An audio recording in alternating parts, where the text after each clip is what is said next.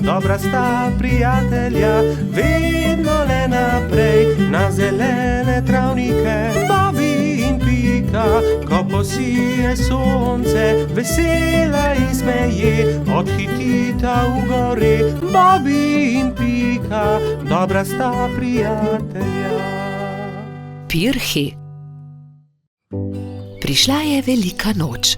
Metuljčica Rozi, zlata minica Lili, kobilica Skokica in kačja pastirica Sapica so se zbrali v Pikini hiši, da bi barvali velikonočna jajca. Koliko jajc moramo pobarvati? Je vprašala Lili. Poglejmo, Bobby bo jutri zagotovo prišel škropit. Prišli bodo tudi Baltazar, Gašper in Bajsi, ter seveda Gumbi, Alfonz in Polždarko. Potem moramo pobarvati 7 jajc, lotimo se dela.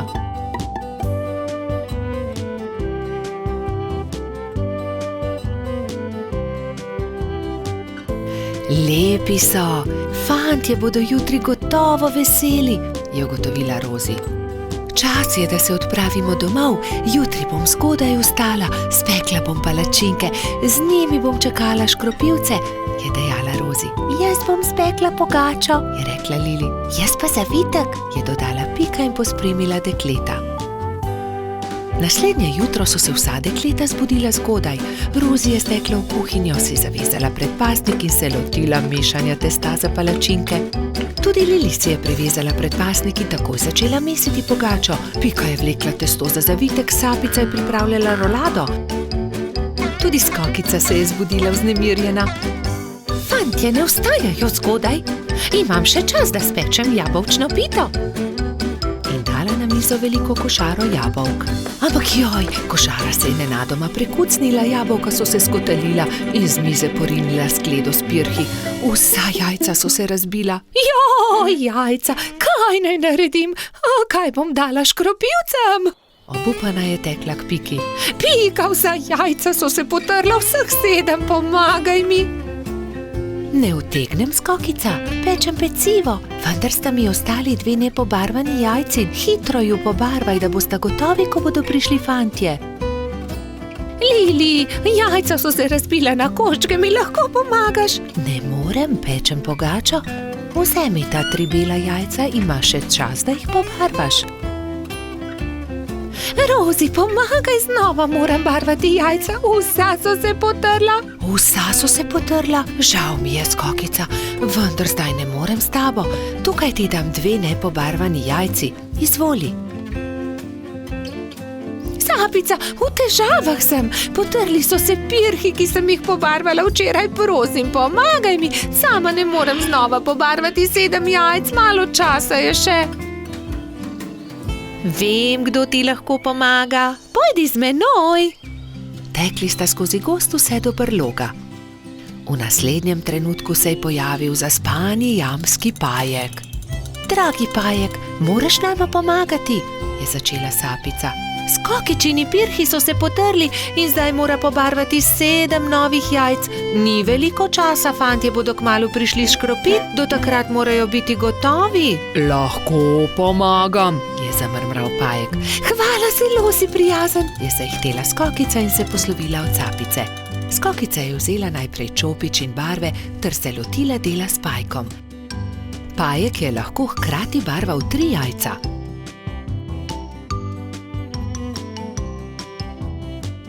Končala sva, je veselo dejala Skokica. Zahvalila se je Pajku za pomoč in jajca razporedila na skledo. V tistem trenutku so že trkali na vrata. Skokica je odprla in 7 fantov je hkrati začelo škropilsko pesem. To deklico bom zalil in se za lepa jajca zahvalil. Vseh 7 je poškropilo Skokico. Kobilica je ponosno pomolila skledo proti njim, fantje pa so se izbrali po en pisan pirh. Peciva žal nimam, se je oglasila Skokica in povedala, kaj se je zgodilo. Ne skrbi, so se smejali fantje. Pri Piki smo jedli zavitek, pri Lili pogačo, pri Rozi palačinke, pri Sapici pa piškote, niti kosa ne bi več spravili v želodce, so dejali fantje in se smejali na ves glas. Bobby in Pika, dobra sta prijatelja. Slabe sanje. Nekega viharnega večera se je polž Bobby spravljal v posteljo. Umil si je zobe in smuknil pod odejo. Slišal je, kot da je nekdo potrkal na vrata. Morda je le veter, je pomislil in ni mu bilo mar. Vendar je čez nekaj minut znova slišal trkanje. Kaj je to? Nataknil si je copate in odprl vrata, vendar ni videl nikogar. Gotovo si le domišljam, je dejal in znova smuknil v posteljo. Ampak nekdo je spet potrkal. Kdo je? Je Bobby prestrašen skočil iz postelje, odprl je vrata in pogledal naokrog. Čaru, pridi notri, tako majhen si, da te nisem niti opazil, kaj se je zgodilo? Slabo sem sanjal, lahko ostanem pri tebi, je rekel Čaru. Seveda lahko ostaneš tukaj. Bobby je iz papirnate škatle naredil majhno posteljico za Čarva. Izvoli, to bo tvoja postelja. In s čim se bom pokril? Pokrivalo, moja kapa bo ravno pravšnja. Takšna je kot prava spalna vreča. Dobro, Čaru, zdaj pa že zaspiva, zaspan sem.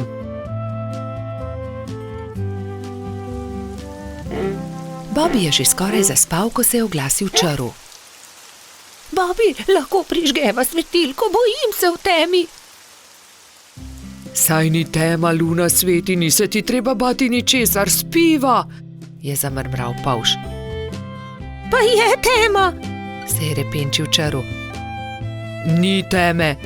Pa je tema. Dobro, razgrnil bom zavese, da boš videl luno. Svetijo tudi zvezde. Zaspiva končno, se je jezil Bobby. Polž je povlekel nase pokrivalo in takoj zaspal.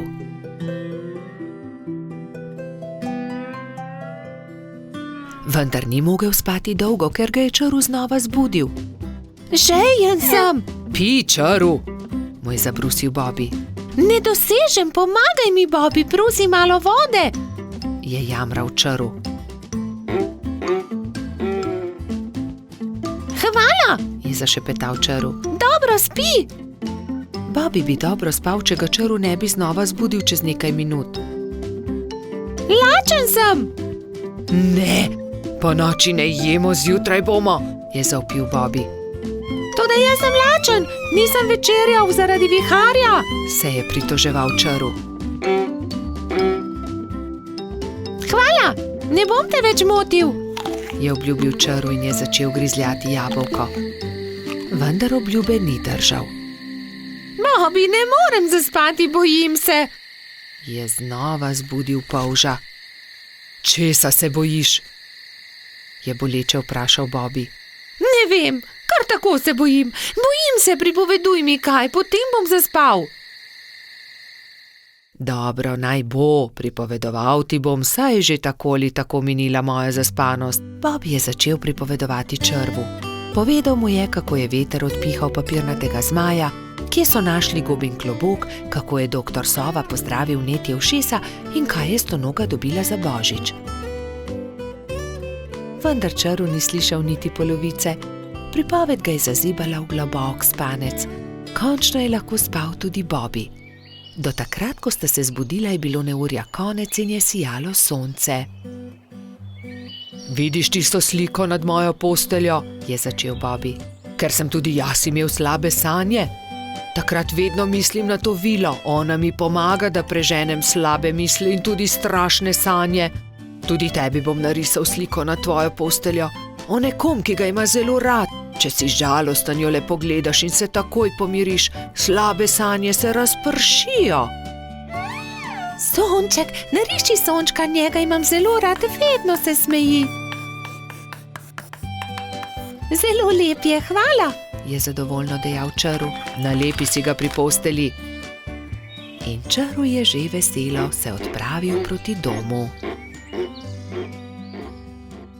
Bobby in Pika, dobra sta prijatelja.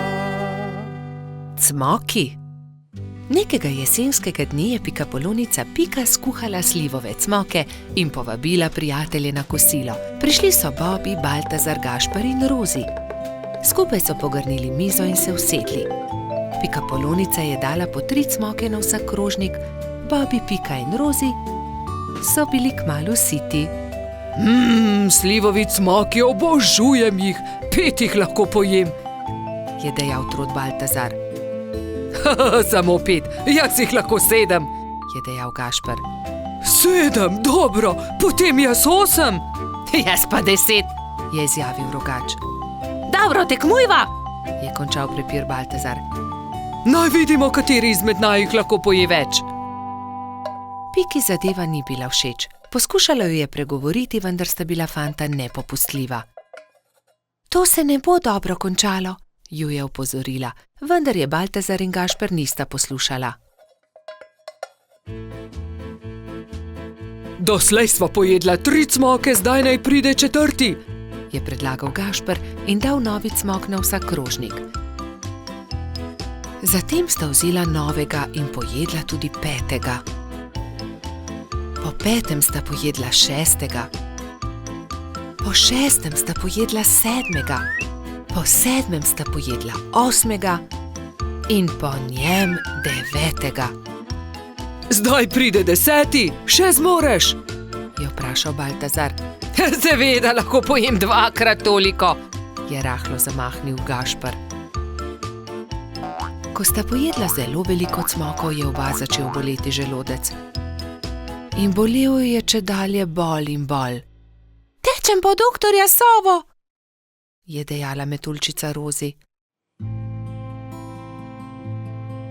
Doktor Sova jo je pregledal in začel jezno govoriti. No, kdo je že videl kaj takega? Seveda vaju boli želodec. Oba sta pojedla po 15 cmokov. Pa še to, da se je tekmovanje končalo neodločeno. 3 dni bosta na dieti, ne smeta jesti nič drugega kot le kuhan krompir. Ampak ravno jutri bo prišel v naš gost prodajalec rogljičev, se je oglasil razdvojeni Gašper. Zelo mi je žal, ampak se jim bosta odrekla. Čez 3 dni pridita k meni, da vama bom spet pogledal želodec, je strogo dejal doktor Sova in odšel domov. Naslednji dan je na velik travnik prispel prodajalec dišečih rogljičev. Prebivalci gozda so srečno jedli in izbirali med veliko dobrotami. Cimetovega, prosim, je dejala Pika. Jaz bi kokosovega, se je prerival Bobby. Meni dajte sladkornega, je zopila Rozi. Imeli pa so tudi orehove, makove, celo kakavove. Baltazar in Gašper sta žalostno gledala veseli sejem, a sta ubogala doktorja Sovo. Ko so minili 3 dnevi, sta šla Trot in Rogač k zdravniku. No, poglejmo, je zamrmral doktor Sova in ju temeljito pregledal. V redu, ozdravela sta. Vidim, da sta me ubogala. Ja, seveda, je Gašper pokimal z nosom. Čeprav bi si močno želel jesti rogljiče. Gašper in Baltazar sta se poslovila od doktorja Sove in se odpravila domov, ko je doktor Sova zavpil za njima. Počakajte le minuto, tu je nekaj. Prihranil sem vama 2 rogljiča. Izvolita. No, doktor Sova, tudi ti si šel na travnik? Seveda, kupil sem kolač za svoje sinčke, ta 2 pa sem prihranil za vaju. Lepo sta upoštevala, kar sem vama rekel, zato ne bosta ostala brez dobrot. Hvala, sta srečno dejala Baltazar in Gašper ter objela doktorja Sovo. Bobby in Pika, dobra sta prijatelja. Zvezdna hiša. Nekega poletnega večera sta Bobby in Pika kartala v pikčasti hiši, ko sta zagledala velik sijaj čez hrib. Kaj je bilo to? Je vprašal Bobby. Kot da sem videl padajočo zvezdo. Padajoča zvezda ni mogoče, poglejva bliže, je predlagala Pika. Bobby in Pika sta se z roko v roki odpravila proti svetlobi.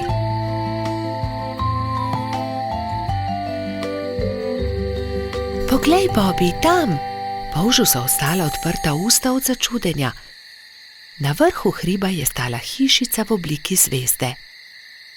Kako je prišla sem ta hiša? Do zdaj ni bila tukaj, je šepnil Bobby. Ostani tukaj, jaz pa grem hitro povedati drugim, je šepnila Pika in že odletela poklicat Baltazarja, Rozi in Gašperja. Ko so bili vsi skupaj, so počasi upali stopiti bliže skrivnostni hišici. Gašper je potrkal. Sramežljivo lepo dekle je pogledalo izza vrat. V laseh, ki so ji segali do tav, so se bleščale zvezde, zlata krila so se ji bleščala v temi. Bobby jo je ogovoril. Kako si prišla sem? Kdo si? Vendar dekle ni odgovorilo. Poskusil je tudi Gašper. Naj ti pomagamo? Vendar tudi zdaj ni bilo odgovora. Dekle je le stalo in se ni oglasilo. Dobro, dobro, če ne poveš ničesar, potem ne povej, se je kujal Gašper. Pridite, pojdimo domov. Počakajte, se je oglasila Pika. Mogoče ne zna govoriti. Ne zna govoriti? So se čudili drugi. Pika je pobrala palico, narisala zvezdo na zemljo in palico smeje pomolila dekletu. Deklica je boječe segla po palici, vendar se je lotila risanja. Harfa? Majhna harfa? Je vprašala Pika in dekle je pokimalo. Si jo izgubila? Je vprašala Rozi in dekle je pokazalo na okno. Je padla skozi okno? Se je oglasil Bobby in dekle je znova prikimalo. Ne razumem, je zamrmral Baltazar. Jaz razumem, se je delala pametno Pika. Živi skoraj na nebu, vendar je njena harfa padla skozi okno, zato je prišla dol, da jo poišče. Potem ji pomagajmo, je rekel Baltazar. Ne boj se, poiskali jo bomo, so dejali vsi in se odpravili v gozd iskat inštrument.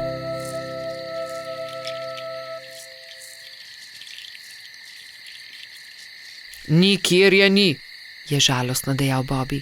Pogledal sem vsak grm. Tudi jaz je ne najdem, čeprav smo pogledali vse povsod, se je jezil tudi Baltazar. Pogledala bom tudi skoraj na višini, je dejala Rozi, razprla krila in odletela gor. Tu je, našla sem jo, je po dolgem času zavpila metuljčica. Iz gnezda kanarčkov je dvignila majhno zlato harfo.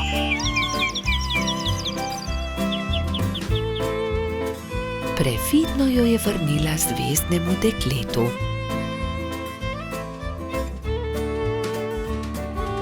Dekle je odšlo v hišo in zaklenilo vrata. Iz las je vzela drobno svetlečo zvezdo in jo dala Rozi. Meni jo daš? Je presenečeno vprašala metuljčica in zvezdno dekle je pokimalo. Stopila je k oknu in podrgnila harfo. Ob mehki glasbi se je zvezdna hiša počasi začela dvigati. Odletela bo na nebo, se je čudil Bobby. Na koncu je bila že tako majhna, da niso niti vedeli, katera je med velikimi zvezdami. Škoda, da je odšla, je vzdihnil Gašper. Rozi je zelo pazila na zvezdo. Shranila jo je v okrasno škatlo in si jo vpela v lase le ob posebnih dneh. Takrat se je vedno spomnila zvezdne deklice, ki igra na harfo nekje na nebu v svoji zvezdni hišici.